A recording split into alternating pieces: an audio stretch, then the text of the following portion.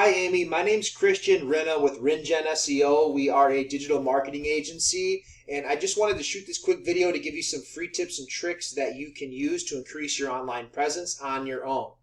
Contrary to popular belief, a website can bring you leads in and of itself without paying outside lead services like Zillow, Trulia, and Realtor.com. And the leads that come through your website are exclusive to you, so you're not going to be playing the game of who paid the most money to Zillow this month to get the best leads, right? They're your leads because it's your website.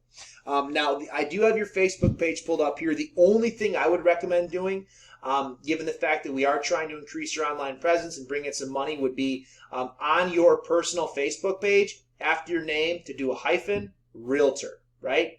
Or realtor under your name. But let people know somewhere, somehow, easily for them to see that you're a realtor, right? Call me, I'm a realtor, something like that. Now, I do have your Facebook business page pulled up here, and I'm glad the fact that you have this. Right now, how much value is it bringing you? So it looks like you haven't used it since 2018, but either way, you do have one, so that's good. I'm glad to see that. Now, I did see that you have a domain here, but my wife said you don't want me to use that for the purpose of this video, so we'll use a different one. Now, three things we're going to talk about: content, citations, and backlinks. The first thing we're going to talk about today is citations. So what a citation is anywhere on the web that your business name, address, and phone number is listed in various directories. So those directories would include Facebook, Instagram, Twitter, Better Business Bureau, Yellow Pages, Yelp, the Chamber of Commerce. All of those directories are going to give you citations. The more citations you have, the higher you're going to rank in this map pack. This is what we like to call a map pack. So I typed in Colorado Springs Realtors. We got homes for sale in Briargate, Coldwell Banker, Peak Dream. Okay, so obviously this is where you want to be. And then also down here, you want your website to be down here in the organic searches, in the top sections of the organic search volume.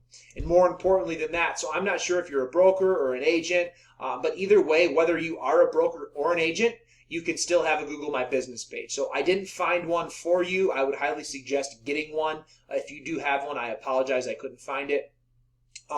So if you see here, we got Laura Kahn, and then we have the Davis team, we have Suzanne Haney, right? And then this guy up here, we got Frank Schlosser. So point is, whether you're a brokerage or not, you can have a Google My Business page. And for this video, I'm going to use Susanna Haney as one, right? Now, this is what it'll look like once you get your Google My Business page. A couple things I want to point out. We recommend 25 reviews, okay? Obviously, Susanna has 47 with a 5.0. This is really what we're striving for, but 25 minimum is really what we're trying to hit. So once you get your Google My Business page, obviously start pushing, having all your clients leave you reviews, and really the 25 is the magic number we're hitting for. Other than that, I actually like to tell you guys to have your website down here in the appointment section too, just to help bring exposure to your website.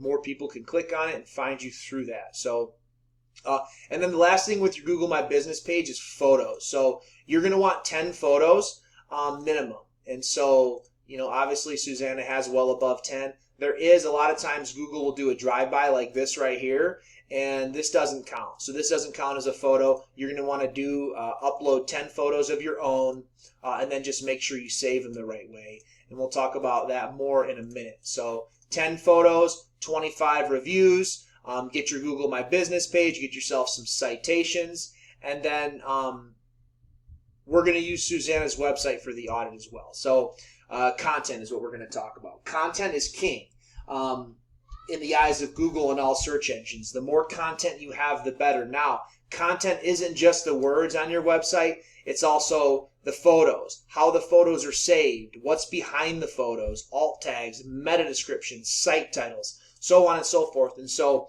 the thing to keep in mind, especially in real estate with the IDX feed and with all the listing photos, you want to make sure that all your photos are saved the right way. And what I mean by that is, a lot of times when we upload photos to a computer, the computer will create a file name for that photo. So usually it's random letters and numbers, or it's pick one, pick two.